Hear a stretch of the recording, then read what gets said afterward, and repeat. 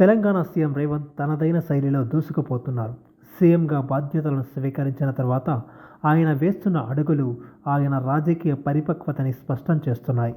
ముఖ్యమంత్రిగా ప్రమాణ స్వీకారం చేసిన 10 రోజుల్లోనే ఎంతో మెచ్యూరిటీని ప్రదర్శిస్తూ అందరి మన్ననలను పొందుతున్నారు. ప్రగతి భవన్ జ్యోతిరావు పూలే భవన్గా మార్చి అందులో ప్రజా దర్బార్ను నిర్వహించడం అందరినీ ఆకట్టుకుంది. ప్రజలతో మమేకమై వారి నుంచి వినతులను స్వీకరించడం రేవంత్లోని ప్రజా నేతను బయటపెట్టాయి. అలాగే కీలక శాఖలపై సమీక్ష చేసి గత ప్రభుత్వ ఒప్పందాలు, కోట్లాది రూపాయల ఖర్చుపై విచారణకు ఆదేశించారు. అంతేకాకుండా వివిధ శాఖలలో జరిగిన ఆర్థిక లావాదేవీలపై కూడా శ్వేత పత్రాలను విడుదల చేయడానికి రేవంత్ టీం సిద్ధమవుతుంది. ఇక మాజీ ముఖ్యమంత్రి కేసీఆర్ కాలు జారిపడి ఆసుపత్రిలో చికిత్స పొందుతుండగా ఆయన వద్దకు వెళ్లి పరామర్శించి రాజకీయ పరిణతిని ప్రదర్శించారు. రాజకీయాల్లో వ్యక్తిగత ద్వేషాలకు తాను చోటు ఇవ్వనున్న సంకేతాలను బలంగా పంపాడు.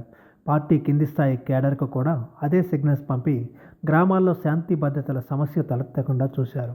ఇక ప్రజావాణి కార్యక్రమాన్ని పునరుద్ధరించి ప్రజా సమస్యలను పరిష్కరించడానికి రేవంత్ ప్రభుత్వం సిద్ధమైంది. మహిళలకు ఉచిత బస్సు ప్రయాణంతో పాటు ఆరోగ్యశ్రీ పరిమితిని 10 లక్షలకు పెంచుతూ తీసుకున్న నిర్ణయంతో కాంగ్రెస్ ఎన్నికల సందర్భంగా ఇచ్చిన హామీలు, మేనిఫెస్టోలో పేర్కొన్న అంశాలు అమలు చేస్తారన్న అభిప్రాయం జనాల్లో వ్యక్తమవుతుంది. పాజిటివ్ వేవ్తో రేవంత్ ముఖ్యమంత్రి పదవిలో కొనసాగాలని భావిస్తున్నట్టు స్పష్టమవుతుంది. అయితే కేవలం 10 రోజుల్లోనే అంచనా వేయడం సరైన పద్ధతి కాకపోయినా ఆయన వేస్తున్న అడుగులు మాత్రం సుదీర్ఘకాలం అధికారంలో ఉండడాన్ని స్పష్టం చేస్తున్నాయి. కాంగ్రెస్ హైకమాండ్తో పాటు ఇటు పార్టీ నేతలు, కేడర్కు కూడా ఎలాంటి అవకాశాలు ఇవ్వకుండా ముందుకు వెళ్లాలన్నది రేవంత్ ఆలోచనగా ఉన్నట్టు అర్థమవుతుంది. ఇక అసెంబ్లీలో రేవంత్ హుందాతనం, ఇతర విషయాలు చూస్తే మరో 2 టర్ములు రేవంత్కి ఢోకా లేదని స్పష్టమవుతుంది. ఈ వీడియో మీకు నచ్చినట్టయితే లైక్ చేయండి, షేర్ చేయండి, కమెంట్ చేయండి, సబ్స్క్రైబ్ చేయండి.